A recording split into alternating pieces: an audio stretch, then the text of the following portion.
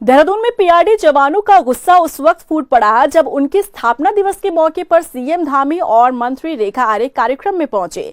अपना गुस्सा जाहिर करते हुए पीआरडी जवानों ने कई गंभीर आरोप अधिकारी पर लगाए। देखिए रिपोर्ट। सब मुझे तनख्वाह नहीं देते हैं, सब मुझे वेतन, सब मैं आज बेरोजगार हूँ। पीआरडी जवानों को अपने घरों में बर्तन भी मनवाते हैं, अपने कुत्ते घुमवाते हैं, अपनी गाड़ियाँ चलवाते हैं। यदि हम अपने एक्ट को पढ़ लेंगे और उस एक्ट में यदि विभाग ने कोई संशोधन ना करा हो तो उस एक्ट के स्वरूप को देखेंगे तो जहाँ खड़े हो उस हिसाब से भी नहीं बनता है। ये भीड़ हो हल्ला पीआरडी जवानों की है। सब अन्याय हो रहा है हम लोगों के साथ, बहुत अन्याय हो रहा है। ये जवान अपना रोष और गुस्सा सूबे के मुखिया पुष्कर सिंह धामी के सामने जाहिर करते दिखे। सब ऐसा ही चीजें गठित करवा दीजिए विभाग की, सब 5 डायरेक्टर हैं सब। सीएम धामी के साथ ही पीआरडी जवानों के गुस्से का सामना मंत्री रेखा आर्य को भी करना पड़ा। पीआरडी जवानों ने अपने वेतन में बढ़ोतरी के साथ ही अधिकारियों और मंत्रियों पर गंभीर आरोप लगाए। उन्होंने कहा कि विभागीय अधिकारी उनसे घर में जूठे बर्तन मजवाते हैं और सब्जी लेने और कुत्तों को टहलाने के लिए उनकी ड्यूटी लगाते हैं। उन्होंने कई बार विभागीय अधिकारी और मंत्रियों से गुहार लगाई है कि उनका होमगार्ड के समान वेतन दिया जाए, क्योंकि इतने भर से गुजारा करना मुश्किल हो रहा है। पीआरडी के साथ आज बहुत बड़ा छलावा हुआ है। पीआरडी के जवानों के साथ और पीआरडी जवानों के परिवारों के साथ बहुत बड़ा छलावा हुआ है। क्योंकि हमारे देखिए, इन्होंने जब हमारी पहले वेतन वृद्धि होती थी तो ये होमगार्ड का साथ बढ़ाते थे।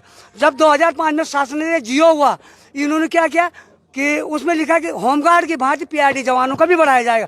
आज होमगार्ड 28,000 रुपये है, पीआरडी जवान कहाँ 28,000 रुपये? 28,000 और 17,000 में फर्क है कि नहीं है? क्या हम काम नहीं कर रहे?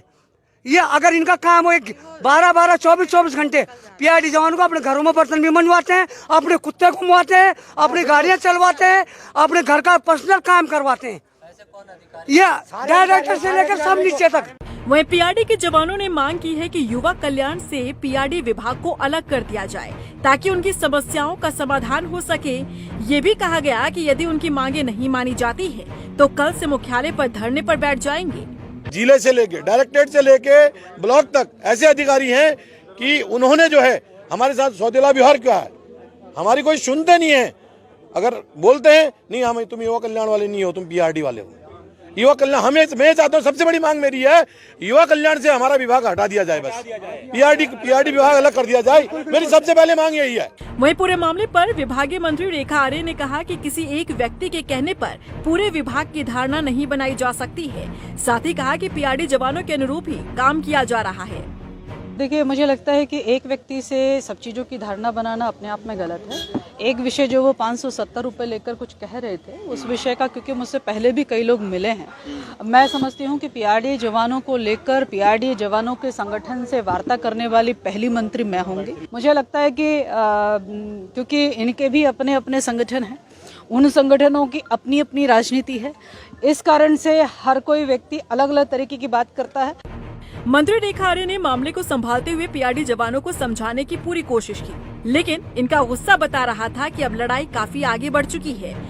हालांकि देखना होगा कि पीआरडी जवानों की समस्याओं का समाधान समय रहते निकाला जाता है या फिर जवानों का आंदोलन देखने को मिलता है।